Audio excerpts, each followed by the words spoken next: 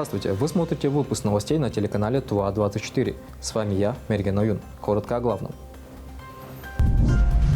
Уроженец Тувы удостоен презента, который ему вручил личный президент страны Владимир Путин. Как измеряют толщину льда на переправе Улухемского района, смотрите в нашем выпуске. Глава Тувы Владислав Хавалык выступит с ежегодным посланием к Верховному Хуралу Тувы. Преподаватель Тувинского государственного университета разработал экологическую печь. Владимир Путин лично наградил бойцов СВО, приглашенных на обед в его резиденцию в Новоогареве, табельным оружием и значками со штандартом главы государства. Среди гостей были представители разных видов вооруженных сил – танкисты, морские пехотинцы, летчики, моряки, мотострелки, ВДВ и спецназ. Уважаемые товарищи, как я и говорил, в знак ваших боевых заслуг вы награждаетесь личным табельным именным оружием. Поздравляю вас. Ну, и на память о нашей встрече вот у каждого из вас вы видите еще небольшие значки, копия президентского штандарта. Я вас поздравляю и еще раз вам всего самого доброго в новом году. Как и просил вас, повторю еще раз, прошу передать самые наилучшие пожелания всем вашим боевым товарищам на местах несения вашей службы. В число награжденных вошел и наш земляк Азиат Кюжигет. Он служит в 55-й отдельной гвардейской мотострелковой бригаде. С самых первых дней участвует в специальной военной операции. За боевые заслуги гвардии старший сержант Кюжигет удостоен личного табельного оружия пистолета Ярыгина Грач. Азиат Кюжигет прибыл в Туву в краткосрочный отпуск и сейчас проводит время с семьей. Семья Кюжигета встретилась с руководителем региона Владиславом Хавалыгом. Президент холмалгамды табельное оружие ждет портвалар разно. Из тувинцев нет никого, кто получал бы из рук президента табельное оружие. Молодец, Азиат. Это очень большая честь. Сначала специальной военной операции ты героически себя вел, и поэтому эта награда не просто так.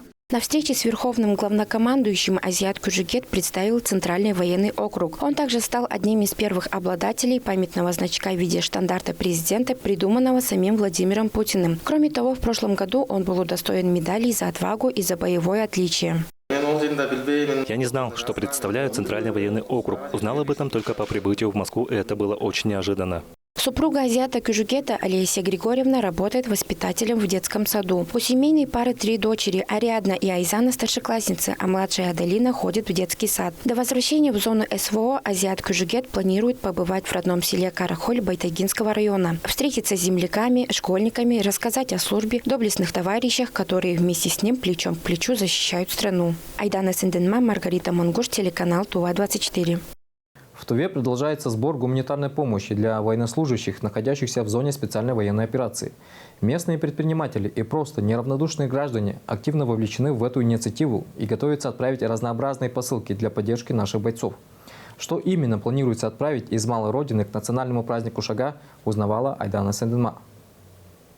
Национальный праздник Шага играет важную роль в единстве тувинского народа. Поэтому местные предприятия, организации и отдельные жители готовятся отправить все необходимое для комфорта, чтобы наши бойцы в зоне специальной военной операции ощутили заботу и поддержку родной земли. У нас продолжается сбор гуманитарной помощи в преддверии Шага.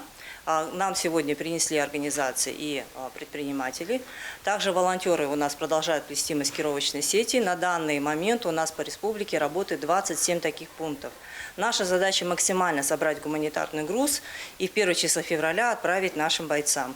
В состав гуманитарного груза у нас будут теплые вещи, обогреватели, генераторы, технические средства, будут также машины и мясо. В преддверии Шага мы хотим ребятам тоже отправить им вот такие гостинцы. К гуманитарному сбору присоединилась компания «Бенканс», занимающаяся строительством и производством строительных материалов. По заказу военнослужащих работники организации приобрели 4 обогревателя. Перед Новым годом мной было предложено нашим сотрудникам, коллегам отказаться от банкета, чем-нибудь помочь нашим бойцам. И все единогласно согласились, поддержали.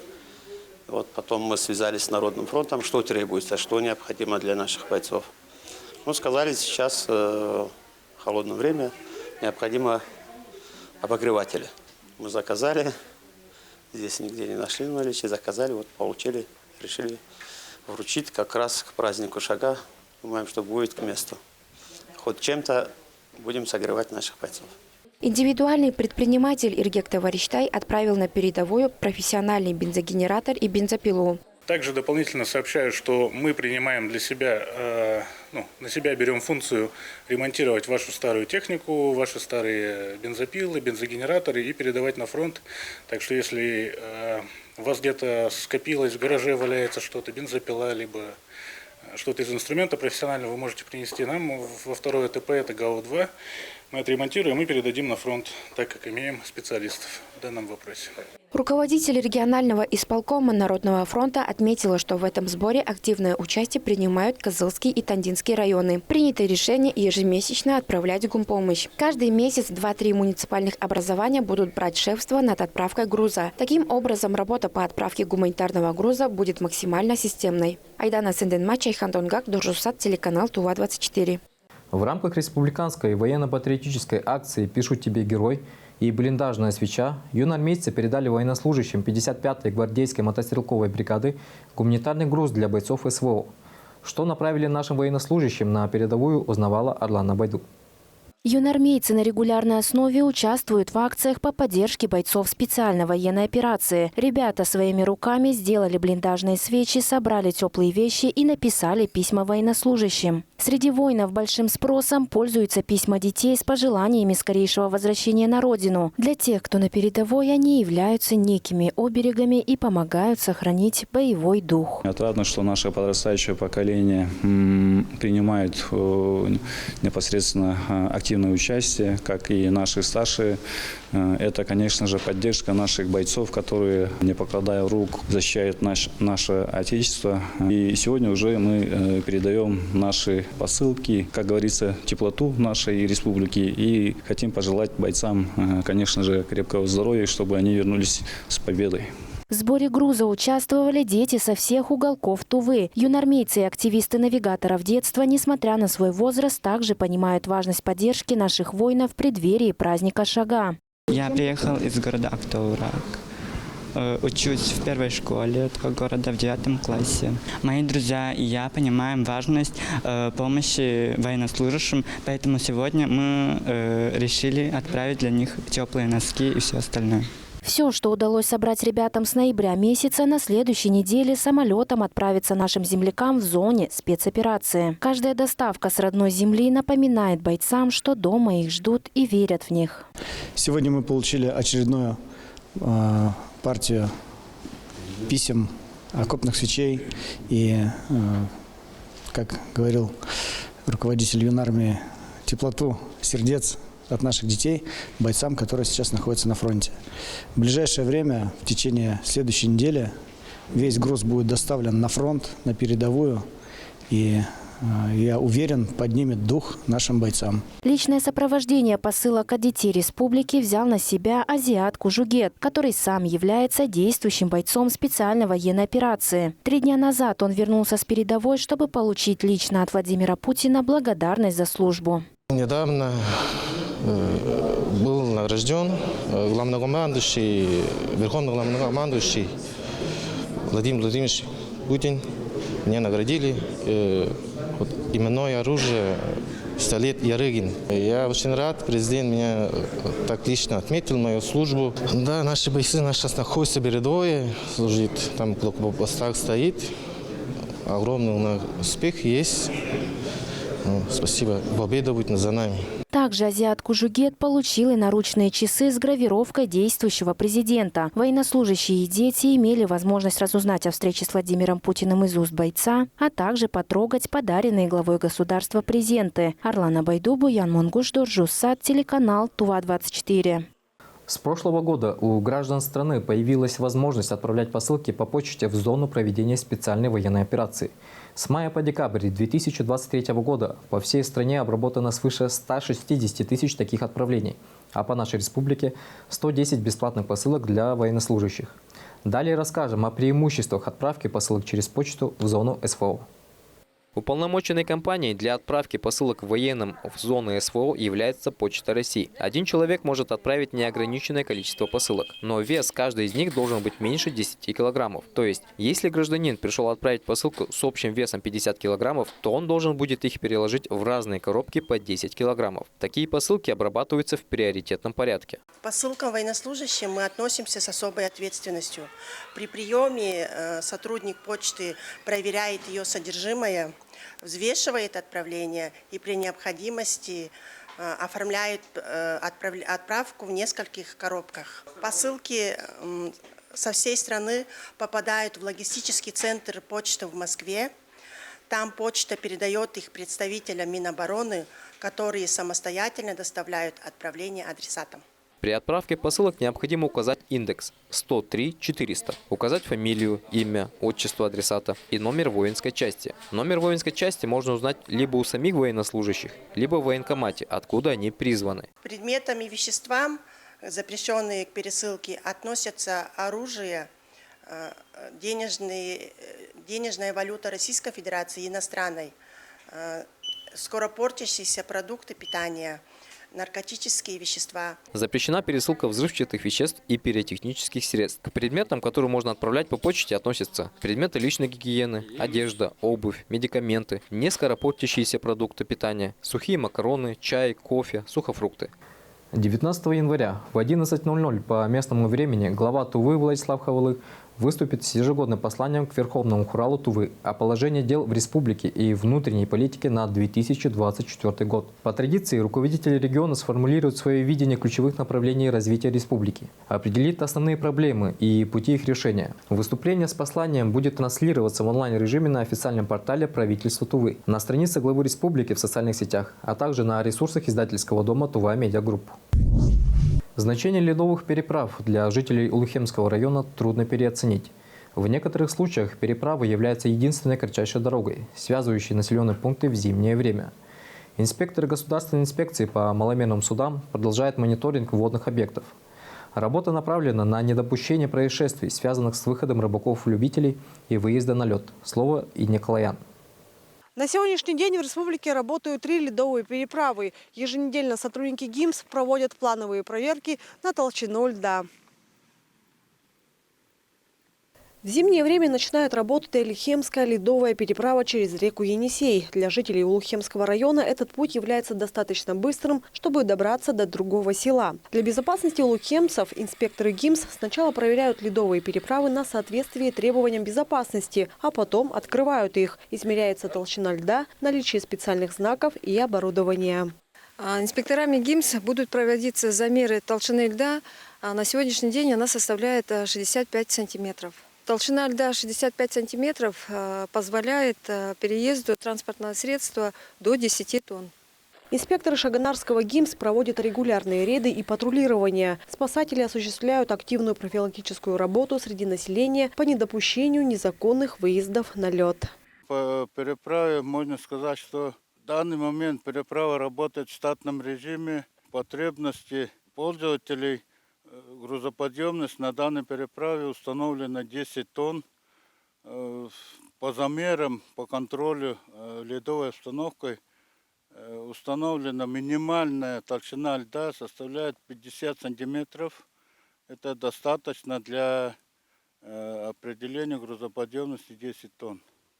В осенний период, в начале ледостава, ежедневный контроль, ежедневное патрулирование совместное с администрацией, с полицией. В рыбалке существует разделение на летний и зимний сезоны. Есть межсезонные, а сами сезоны условно разделяются на периоды ловли. Ловля на льду требует от рыболова некоторых мер безопасности, поскольку возможны весьма плачевные последствия. В данном случае все связано с толщиной льда. Поэтому инспекторы провели разъяснительные беседы среди любителей подлинной рыбалки об опасности и мерах для спасения жизни. Работают среди населения-то. И поэтому, да, даем памятки о поведении на льду. В основном жители приезжают на Саяно-Шушенское водохранилище порыбачить в выходные дни. Это порядка 30 человек и 15 машин. Поэтому очень важно донести до каждого любителя рыбалки о правилах безопасности на льду. Ну, прежде чем выезжать на лед, мы, если где-то сомневаемся, видим потаявший лед, или где бы это, когда лед подсевший, упавший, то мы пробуримся для начала, либо берем печню пробиваем. Если... А так это по толщине льда смотрим, это пробурились, посмотрели, если толщина льда не менее 40-45 сантиметров, тогда уже начинаем более-менее смело выезжать. А так это не выезжаем. Стараемся оставлять машину уже на берегу, где-то вот на это. Если не учесть толщину льда, то можно легко провалиться под лед, а затем и утонуть, что случается весьма нередко. Иногда рыболовы заезжают на лед на автомобилях, после чего приходится вытаскивать и самих экстремалов, и их транспортные средства. В настоящее время госинспекторами Шагнарского инспекторского участка проводится работа, профилактическая работа среди рыбаков и населения по правилам поведения на льду, где можно ехать, где не можно ехать. А также в настоящее время расставляем по территории Саян-Шушенского водохранилища запрещающие знаки и заградительные ленты, где выезд на лед запрещен. И по совместно с инспекторами на постоянной основе у нас проводится работа во избежание несчастных случаев и на водных объектах Шагнарского инспекторского участка. МЧС России по Туве напоминает, что выход и выезд на лед может быть сопряжен с риском для жизни, так как на нем могут быть промоины, трещины, припорошенные снегом наледи. Регулярная проверка толщины льда проходит только в пределах официально оборудованной ледовой переправы. Кроме того, при передвижении по переправам необходимо выполнять требования всех информационных знаков. Инна Клоянча, Ханданга, Казамат Ачур, телеканал Тува-24, Улухемский район. Доцент инженерно-технического факультета Тувинского государственного университета разработал печь, которая при сжигании угля не выделяет в воздух сажу и дым. Наша съемочная группа узнала, какой путь преодолел изобретатель с момента зарождения идеи до подачи документов на патент и с какими трудностями сталкивался. Каждый год в зимнее время в Кызыле начинает господствовать сажа. По некоторым данным, при сжигании угля в обычном частном доме 46% его потенциала просто выходит через дымоход в виде сажи, тем самым представляя реальную опасность для здоровья людей, особенно для астматиков. При вдыхании в организм частички копоти способны проникать глубоко в легкие. И дабы решить проблему сажи в столице, уменьшить число заболеваний, связанных с загрязнением воздуха, наш герой Сергей Дамдын загорелся идеей создания печи, которая не будет выделять вредные вещества. Правило эксплуатации такое же, как обычные печи, там ничем не отличается, да, вот. И специально обучают, как топить. Тут не надо, любой поймет, потому что мы все использовали печки и знаем, вот, как она горит, как она заправляет и так далее. После окончания аспирантуры Сергей Дамдын начал преподавать в нашем ТВГУ, параллельно воплощая свою задумку и экспериментируя. Приходилось работать над своим проектом во время отпуска, ведь преподавательство не менее важное по значимости дело. Долгие 16 лет ушли на создание конечной формы печи. 1000 часов испытаний, много потраченных личных денежных средств. Вот она топка, здесь происходит горение. Так, сюда вот выходит чистый как бы топочные газы, да, без дыма. А вот сажа выделяется сюда. Вот стрелочка выходит, сажа выходит сюда, и по этой трубе вниз спускается, и обратно опять же в топку. И когда проходит через топку, а здесь уже это горящий полукокс, вот этого, да, вот этого горит. И когда вот через это проходит, когда встречается с горящим коксом, полукоксом, этот дым сгорает, и на выходе получается, что вообще абсолютно чистый вот, как бы топочные газы. На первый взгляд может показаться, что система примитивна, но, как говорится, гениальность в простоте. Наш герой смог доказать свою теорию на практике, собрал печь по своему проекту и показал, что она работает, что сажи и дыма нет. По словам самого Сергея Дамдына, в мире нет подобной системы. При помощи правительства и Министерства экономики республики документы направлены на патент изобретения в страны СНГ и Монголию. Буквально на днях пришли подтверждающие документы, что проект может быть запатентован в этих странах. Уведомление пришло, 2 уведомления. Первое уведомление, что я прошел формальную экспертизу, да, а второе уведомление, что я прошел экспертизу по существу. То есть тоже никаких препятствий нет, я же патент получу. И сразу же, когда вот этот вот эксперимент прошел, да, удачно прошел, я сразу же правительству написал в письменном виде письмо, значит, что я этот патент передаю правительству Республики Тува. На данный момент эта система подходит предприятиям и большим частным домам. В ближайшем будущем Сергей Дамдын планирует создание системы печи для небольших частных домов. Это изобретение однозначно поспособствует улучшению экологической обстановки в республике. Напомним, с 2022 года в Туве продолжается реализация федерального проекта «Чистый воздух». По словам главы Тувы Владислава Хавалыга, самым сложным и затратным этапом станет перевод на экологичные источники тепла. 18 тысяч домов с печным отоплением. Часть домов будем подключать к сетям Кызыльской ТЭЦ, а какие-то придется переводить на котлы, работающие от электричества и газа. По нашему запросу целые НИИ сейчас изучают наиболее приемлемые для козылчан варианты. В общем, на месте не стоим, идем дальше. Возможно, именно изобретение Сергея Дамдына поможет Кызылу и другим регионам в реализации аналогичных экологических проблем в рамках госпрограммы «Чистый воздух» нацпроекта «Экология», инициированного президентом России Владимиром Путиным. Напомним, цель проекта – снизить уровень выбросов вредных веществ в воздух. Федеральный проект формирования комфортной городской среды – один из наиболее успешных и эффективных проектов, которые сегодня реализуются в стране. Его цель – создание нового облика городов на территории России. Программа действовала до 2024 года. По решению президента Владимира Путина проект продлили на территории всех регионов. Многие хорошие, полезные начинания были разработаны благодаря всероссийскому конкурсу лучших проектов создания комфортной городской среды. И могу сказать, что уже принято решение о его продлении до 2030 года. С этими словами Владимир Путин выступил на встрече с главами муниципальных образований регионов. Федеральный проект формирования комфортной городской среды направлен на создание нового облика городов на территории страны и предусматривает активное вовлечение граждан в решение вопросов по их благоустройству. Федеральный проект формирования комфортной городской среды у нас на территории Республики Тува реализуется по инициативе президента Российской Федерации. Непосредственно целью данного проекта является повышение доли городов с благоприятной городской средой, ну и также улучшение качества жизни населения. На Всероссийской премии служения президент Российской Федерации продлил данный проект до 2030 года. Объекты выбираются посредством рейтингового онлайн-голосования. В отборе проектов участвуют непосредственно жители республики, голосуя на портале za.городсреда.ру. Вовлеченность граждан Тувы и есть один из факторов успешности благоустройства жилых территорий республики. Голосование устроено максимально просто. После быстрой авторизации через госуслуги пользователь может выбрать территории в его городе или регионе, которые, по его мнению, нужно благоустроить в следующем году. Территории, которые наберут наибольшее число голосов, попадут в список на благоустройство на будущий год.